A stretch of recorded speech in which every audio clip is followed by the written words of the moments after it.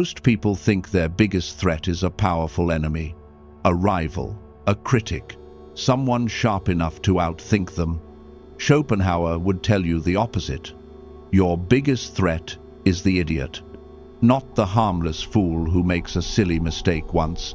I'm talking about the more dangerous kind, the confident idiot, the loud idiot, the emotionally reactive idiot, the idiot who doesn't know they're an idiot and therefore feels entitled to steer the world with their ignorance.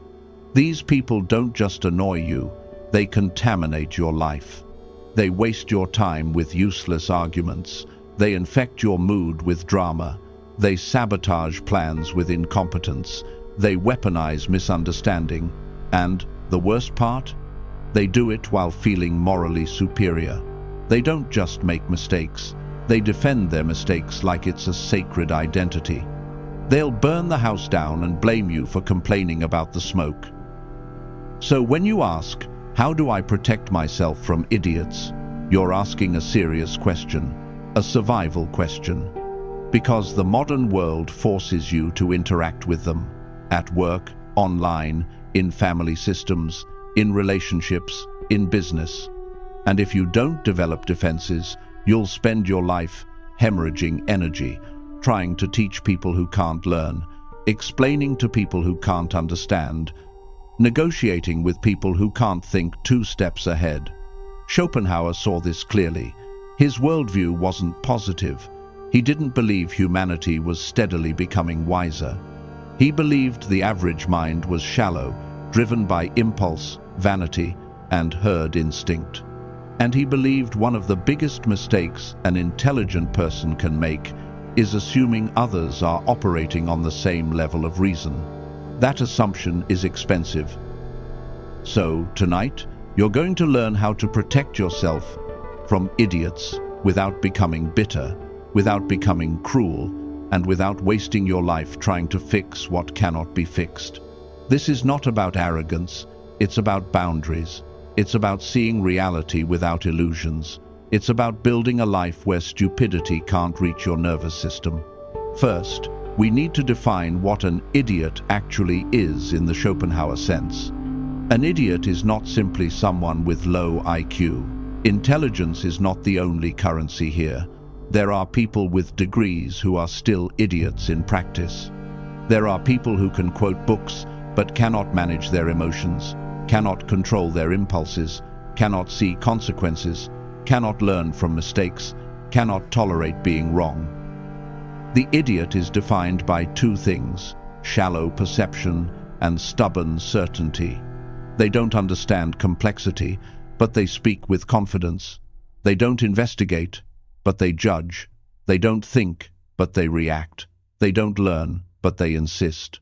And because they can't perceive their own limitations, they feel qualified to drag everyone else into their chaos. Schopenhauer would call this the tragedy of human nature. The loudest minds are often the least deep. The crowd mistakes volume for truth, emotion for evidence, consensus for intelligence. And the idiot thrives in that environment, like mold in darkness. So, how do you protect yourself? You start with the most ruthless rule of all. Stop trying to convert idiots into thinkers. You can educate an open mind. You cannot educate a closed ego. This is where intelligent people destroy themselves. They see stupidity and they feel compelled to correct it. They want to save the conversation, save the group, save the world. They think, if I just explain it clearly enough, they'll get it. No, they won't. Not because you weren't clear, because they are not here to understand. They are here to win. They are here to feel important. They are here to protect their identity at any cost. And arguing with an idiot is not a debate, it's a trap. Schopenhauer warned about this in Spirit. You cannot reason someone out of a position they never reasoned themselves into. Most people don't arrive at beliefs through careful thought. They inherit beliefs from the herd. They absorb opinions like smoke. They choose whatever flatters their ego or reduces their fear. Then they defend it like it's logic. So the first defense is selective engagement. If you take one lesson from this entire script, let it be this: your attention is sacred, and idiots are thieves. They will steal hours of your life with pointless conflict. They will pull you into comment wars, office politics, family drama, social arguments, where the goal is not truth but domination. And when you're done, you'll feel dirty, like you wrestled in mud and called it communication. So, you practice one skill: recognizing when a conversation has no ceiling. Ask yourself a simple question: is this person capable of changing their mind if presented with new information? If the answer is no, the conversation is not a conversation. It's a performance, and you are being recruited as an audience. The second defense is learning the signature behaviors of idiots, so you can spot them early before you give them access to your life. Here are the most reliable signs. First, they turn everything into emotion. Facts don't matter. Context doesn't matter. Nuance doesn't matter. The only thing that matters is how they feel in that moment. If they feel offended, you are wrong. If they feel righteous, they are right. If they feel attacked, you are abusive. Their emotions become the judge, the jury, and the law. This is not sensitivity. This is intellectual laziness. Emotional reasoning is the easiest form of thinking because it requires no thinking at all. It's just impulse dressed as truth. Second, they cannot admit error without collapsing. A healthy mind can say, "I was wrong." An idiot treats being wrong as humiliation. So they dodge, deflect, change the topic, attack your tone, attack your character, attack your motives, anything to avoid the simple sentence that would free them: "You're right." Schopenhauer would see this as vanity, the ego's addiction to self-importance. The idiot would rather destroy the relationship than lose a point. Third, they are addicted to certainty. The intelligent mind is cautious. It knows how much it doesn't know. It holds hypotheses, not dogmas. The idiot is the opposite. They speak in absolutes. They're always 100% sure. They don't ask questions. They make declarations. Certainty feels like strength, but most certainty is just fear that refuses to admit itself. The idiot clings to certainty because uncertainty requires humility, and humility feels like death to their ego. When you spot these patterns, you stop giving that person the one thing they need to damage you: proximity, which leads to the third defense: control access to your time, your attention, and your inner world. Idiots can't harm you from a distance. They need access. They need your reaction. They need you to pick up the call, answer the message, take the bait, explain yourself, fight their war. So you build a filter. Not everyone gets your full self. Not everyone gets your fast replies. Not everyone gets your emotional honesty. Not everyone gets your plans, your vulnerabilities, your ambitions. Because idiots are not just annoying, they are dangerous to anything that requires concentration. You cannot build a serious life while constantly being interrupted by unserious minds. This is why Schopenhauer valued solitude, not because he hated humanity for sport, but because he understood the cost of constant social exposure. People drain you, the herd pulls you downward. The average conversation is not nourishment, it's noise, and noise destroys depth. So you must design your life so that depth is protected. That means fewer arguments, fewer discussions, fewer debates with people whose minds are built for slogans. It means choosing environments where intelligence is respected, not resented. Because one of the strangest realities is this: idiots often hate intelligence. They sense it as a threat. They interpret competence as arrogance. They interpret depth as judgment. And because they can't rise to it, they try to pull it down. The fourth defense is mastering the art of strategic silence. Silence is not weakness. Silence is selection. When an idiot provokes you, they want one thing: proof they can move you. They want to drag you down to their level where the rules favor them. At their level, volume beats logic, certainty beats nuance. Insults beat evidence, crowd approval beats truth. So you refuse to enter that arena. You do not correct every stupidity you hear. You do not respond to every provocation. You do not chase the fantasy that you can set the record straight in a mind that prefers comfort over truth. Schopenhauer would say, "The wise man does not fight with pigs, not because the pig will win, but because you will be covered in filth either way." So your silence becomes a wall. You let them talk, you let them be wrong, you let them expose themselves, and you remain calm because you understand something they don't. Not every battle is yours. Not every misunderstanding deserves your energy. This is hard because your ego wants justice. Your ego wants to be understood. Your ego wants to prove you're right. But that desire is a trap. The more you need to be understood by idiots, the more power idiots have over your emotions. Protect yourself by letting go of that need. The fifth defense is building idiot-proof systems in your life. This is where most people fail because they treat stupidity as a personal issue. They think, that person is an idiot. True, but incomplete. Stupidity is also structural. It shows up when systems allow it. If you work with idiots, don't rely on verbal agreements. Use written confirmation, use checklists, use deadlines, use clear responsibilities, use accountability. Idiots thrive in vagueness because vagueness hides incompetence. Clear structure exposes it. If you're dealing with a reckless family member, don't give them access to sensitive information. Don't give them money without boundaries. Don't include them in plans that require discipline. You can love people and still keep them away from your foundations. If you're in business, don't assume people will do the obvious thing. Spell it out, build redundancy, make failure expensive, not through cruelty, but through consequence. This is how you stop idiots from taking down your life. You remove their ability to touch the levers. Smart people think they can outthink stupidity. Often, you can't, but you can outdesign it. The sixth defense is learning to exit conversations cleanly. You don't need a dramatic mic drop. You don't need to win. You need to leave with your energy intact.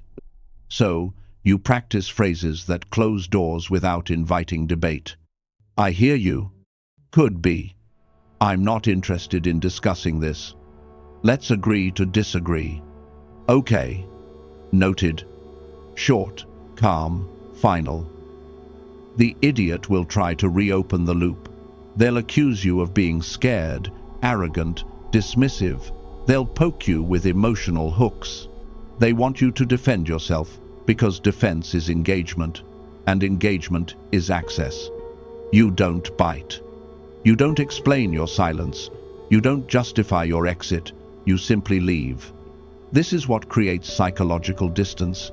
Idiots can't stand distance because distance reveals their insignificance.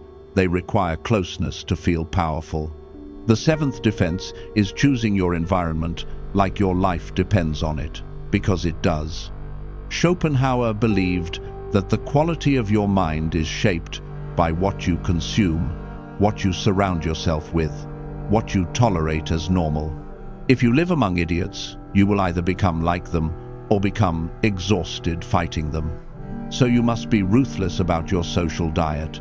That means fewer low-quality rooms, fewer chaotic circles, fewer friends who live for drama, fewer spaces where stupidity is celebrated as authenticity. Look at your week. How many hours are you spending in environments that lower your standards? How many interactions leave you drained, irritated, cynical? That's not life, that's leakage. You can't protect yourself from idiots if you keep inviting them into your schedule. Now, I can already hear the objection. But I can't avoid them. They're everywhere. Yes, And that's why the final defense is internal, emotional insulation. Idiots don't just annoy you, they trigger you. They provoke contempt, they provoke rage, they provoke despair about humanity. And if you let that reaction run unchecked, they've already won. They've taken space in your mind. Schopenhauer would call this another tragedy. The wise man suffers not only from his own pain, but from witnessing the stupidity around him. It's like being forced to watch people burn their lives down and call it freedom. So, you need a discipline. Detach without becoming poisoned. How? By accepting a hard truth. Most people will not become wise. Stop expecting depth from shallow minds. Stop expecting self-awareness from impulsive egos. Stop expecting logic from people who are governed by fear and vanity. Expectation is what creates disappointment. Disappointment is what turns into bitterness. Bitterness is what eats you alive. So adjust your expectations, and you'll regain peace. This doesn't mean you become cold. It means you become accurate. Treat idiots the way you treat weather. You don't get offended by rain. You prepare. You carry an umbrella. You change your route. You don't stand in the storm screaming, "This shouldn't be happening." It's happening. Now what? Now you move intelligently. That is protection. And here's the deeper point Schopenhauer would force you to face. The idiot is not only out there. There is a part of you that can become idiotic too when you're tired, emotional, insecure, desperate for validation, hungry for belonging. The idiot is a human potential. The herd lives inside everyone. So protecting yourself from idiots also means protecting yourself from your own lowest impulses. The desire to argue, the desire to prove, the desire to be seen as right. The desire to join the mob because it feels safe. Every time you resist those impulses, you become freer. Now, let's make this painfully practical, because philosophy without application is just elegant entertainment. When someone provokes you with something stupid, ask yourself, does this person have influence over my life? If not, their opinion is noise. Treat it like noise. When you're tempted to correct them, ask, is correction likely to change anything, or will it only feed their ego? If it won't change anything, silence is power. When you must deal with them, at work, in family, in business, use structure, document, clarify, reduce ambiguity, keep interactions narrow and transactional. Do not share your dreams with idiots. They will either mock them, misunderstand them, or sabotage them through careless advice. Keep your vision around minds that can respect it. And most importantly, choose your battles like a wise pessimist. A pessimist is not someone who hates life. A pessimist is someone who doesn't get fooled by life. Someone who sees the human animal without makeup. Schopenhauer didn't believe the world owed you fairness. He believed the world was driven by blind will, desire, competition, ego, hunger. In that world, your peace is not granted. It is defended. So, defend it. Defend it by refusing to debate stupidity. Defend it by reducing access. Defend it by building systems. Defend it by exiting cleanly. Defend it by choosing better environments. Defend it by insulating your emotions. Defend it by lowering expectations. Defend it by becoming so focused on your mission that idiot noise becomes irrelevant. Now, a final warning. Because there is one mistake that ruins intelligent people. They confuse contempt for superiority. They look at idiots and feel above them, and that feeling becomes their identity. That is a trap. Contempt feels powerful, but it poisons you. It makes you reactive in a different way. It makes you obsessed. It makes you waste energy, hating what you should simply avoid. Schopenhauer's wisdom is not hate everyone. It's see clearly. Clarity is clean, hate is messy. So you don't hate the idiot, you simply don't hand them your life. You become selective, you become disciplined, you become hard to reach. And here's the transformation. When you stop engaging with idiots, your life becomes quieter, not because the world became smarter, but because you stop donating your nervous system to stupidity. You stop arguing online, you stop trying to fix people who don't want to be fixed, you stop explaining yourself to minds that cannot understand you, you stop attending rooms that reward shallowness. And suddenly, your mind has space. Space to think, space to build, space to create, space to go deep. This is what protection looks like. Not paranoia, not arrogance, not constant conflict. Distance, structure, and self-mastery. So, from this day forward, adopt a simple code. Do not debate idiots. Do not employ idiots in your inner circle. Do not confide in idiots. Do not rely on idiots for anything that matters. Do not allow idiots to set the emotional temperature of your day. And when you can't avoid them, treat them like storms. Prepare, minimize exposure, and move on. Because the intelligent man's greatest luxury is not money, it's peace. And peace is always being hunted by noise, by vanity, by shallow minds who want you to join their chaos. Don't. Let them drown in their own certainty. You build. You protect your attention like it's gold. You protect your mind like it's a temple. You protect your time like it's your life, because it is. And if this hit you in that quiet place, where you're tired of arguing with people who can't think, tired of being dragged into nonsense, tired of watching stupidity ruin good things, then take one step that matters. Decide, right now, that you will stop paying the idiot tax. You will stop donating explanations. You will stop donating reactions. You will stop donating access. You will become selective, calm, and difficult to contaminate. That is Schopenhauer's protection. Not optimism, not hope. Wisdom with teeth.